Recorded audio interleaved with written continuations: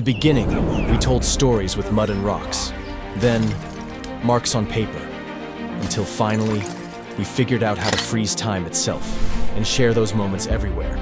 But the biggest change is only just beginning.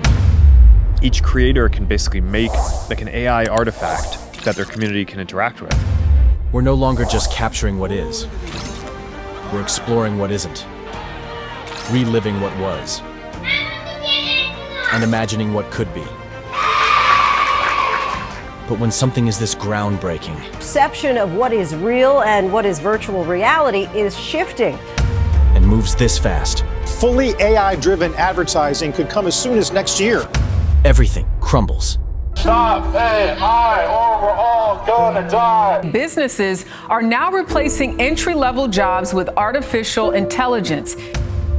And it feels like we've lost everything that made our stories, well, ours. The AI has no soul. But what if there was a place built for this new era?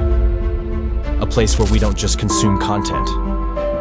We explore it, play with it, make it our own.